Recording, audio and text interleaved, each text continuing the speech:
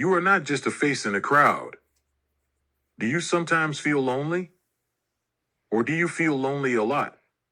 You could physically be in a crowd, but you are struggling with an addiction, sickness, financial difficulties, or problems that you just find difficult to share.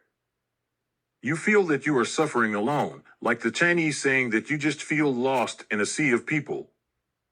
Let me tell you some good news. There is one person who cares about you and never ever leaves you. It is just that you have not known how much he cares for you and thinks about you. He is ready to help you anytime and anywhere. Loneliness is not knowing him who is everywhere. Although he is the King of all kings, yet he is your friend, your best friend. John 15 verse 13 said, "Greater love hath no man than this, that a man lay down his life for his friends." He is also a God who focuses on the individual, and he can do that because he is the Almighty God. Matthew 10 verse 26 says that, "But the very hairs of your head are all numbered."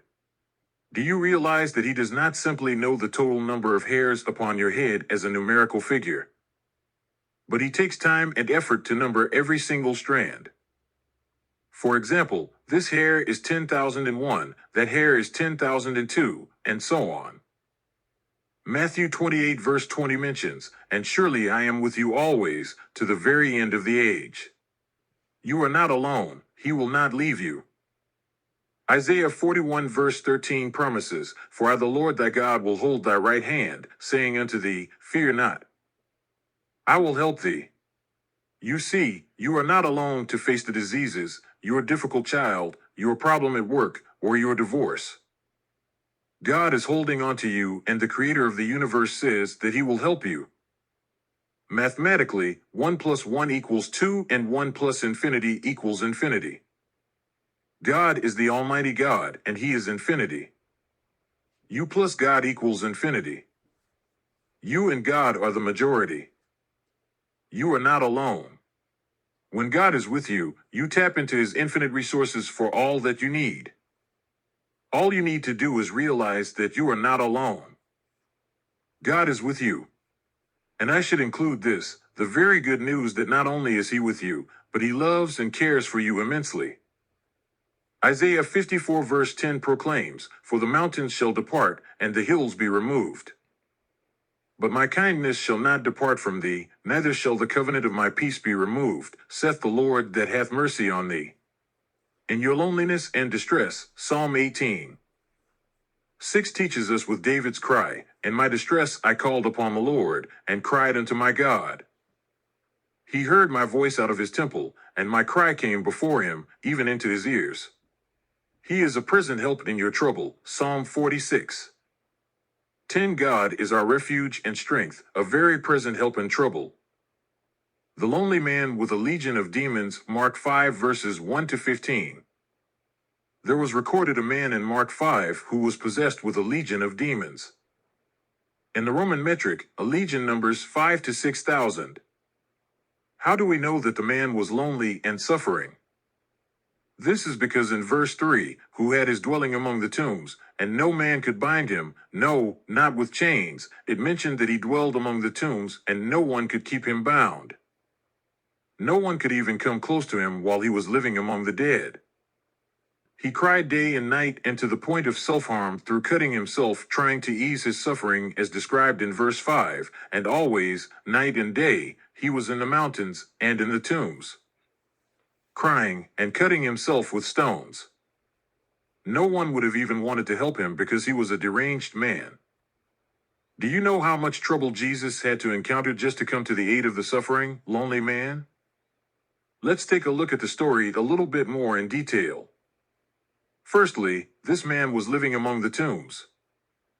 In Numbers 19:16, the Jewish law asserts that whosoever toucheth one that is slain with a sword in the open fields, or a dead body, or a bone of a man, or a grave, shall be unclean 7 days.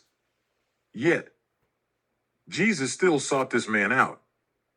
Secondly, let us now look at the previous chapter in Mark 4. Mark 4:35, "And the same day, when the evening came, he saith unto them, Let us pass over unto the other side." 36, and when they had sent away the multitude, they took him even as he was in the ship. And there were also with him other little ships. 37. And there arose a great storm of wind, and the waves beat into the ship, so that it was now full. 38. And he was in the hinder part of the ship, asleep on a pillow, and they awake him, and say unto him, Master, carest thou not that we perish? 39. And he arose, and rebuked the wind, and said unto the sea, Peace, be still. And the wind ceased, and there was a great calm. 40. And he said unto them, Why are ye so fearful? How is it that ye have no faith? 41. And they feared exceedingly, and said one to another, What manner of man is this, that even the wind and the sea obey him? On that very same day, Jesus had taught a multitude of people. Yet, he was insistent on crossing the lake to save this man from madness even though night was about to fall. Jesus did not want to delay, as verses 35 and 36 narrate, and the same day, when the evening came, he saith unto them, Let us pass over unto the other side. And when they had sent away the multitude, they took him even as he was in the ship. And there were also other little ships. Thirdly, after a long day of teaching, Jesus was very tired and fell asleep on the boat. Fourth, a huge storm came to stop Jesus from saving the man. This is of the devil's efforts to stop Jesus from saving the man. Some of the disciples were professional fishermen. They knew that this was no ordinary storm, and they were afraid in verse 38, crying, Master, carest thou not that we perish? And awaking Jesus. In verse 40 he replied, Why are ye so fearful? Jesus rebuked and stopped the storm in verse 39, commanding as he arose, and rebuked the wind, and said unto the sea, Peace, be still. And the wind ceased, and there was a great calm. If Jesus took all the trouble to go over and save a single lonely man in need of urgent help, the same he is ready to help you as soon as possible. You are not alone, and he will calm the storm in your life too. The lonely Samaritan woman at the well. Let us move on and look at another story where Jesus expended significant effort to meet a lonely Samaritan woman at the well. Background of Samaria. Samaria is the region between Judea to the south and Galilee to the north. 2 Kings 17 verses 29 to 33 gives us the background of who the Samaritans were and what they worshipped. 29. Howbeit every nation made gods of their own, and put them in the houses of the high places which the Samaritans had made, every nation in their cities wherein they dwelt. 30. And the men of Babylon made Succoth-Benoth, and the men of Cuth made Nergal, and the men of Hamath made Ashima. 31. And the Avites made Nibas and Tartak, and the Sepharvites burnt their children in fire to Adramelech and Anamelech, the gods of Sepharvaim.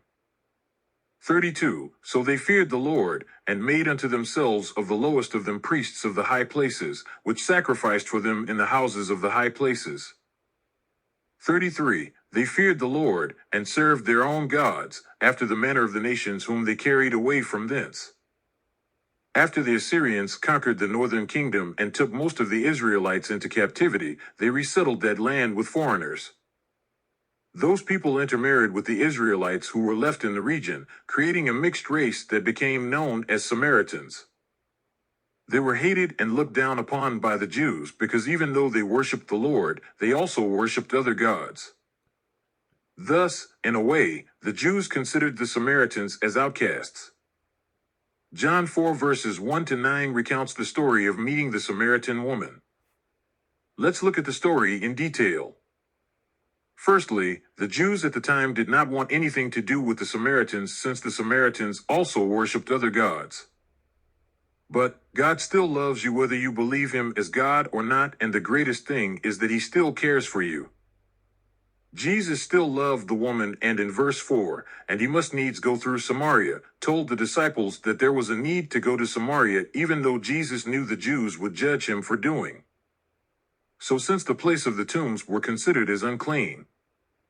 Secondly, Jesus was very tired, as recorded in verse 6. Jesus therefore, being weary with his journey, sat thus on the well. And it was about the 6th hour.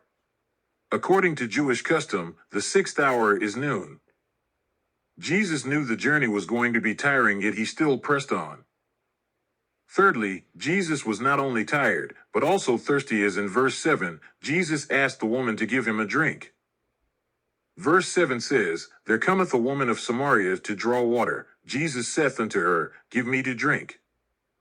Fourthly, it was not acceptable according to Jewish custom and culture for a Jewish man to ask a Samaritan woman for a drink during that time. Jesus broke the rule for her, as she asked in verse 9, Then saith the woman of Samaria unto him, How is it that thou, being a Jew, askest drink of me, which am a woman of Samaria? The Samaritan women came to draw water at noon to avoid the crowd who would draw water in the cool of morning, because she was ashamed of her marital history. She had been married 6 times, and she was the gossip of the town. She herself was an outcast among her people. Thus, she was an outcast of outcasts to the Jews. No one would want anything to do with her, especially the Jewish man. She was a lonely woman fighting with shame and was a subject of judgment and gossip by others. She was a disgrace. If you feel disgraced today, the good news is that God still accepts you as you are, and he wants to help you. You are not a disgrace to him. Isaiah 50 verse 7 mentions, Because the sovereign Lord helps me, I will not be disgraced. Therefore have I set my face like flint, and I know I will not be put to shame.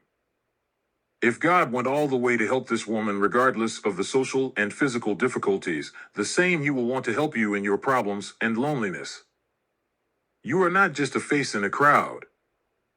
God already knew you in your mother's womb. Jeremiah 1 verse 5, Before I formed thee in the belly, I knew thee.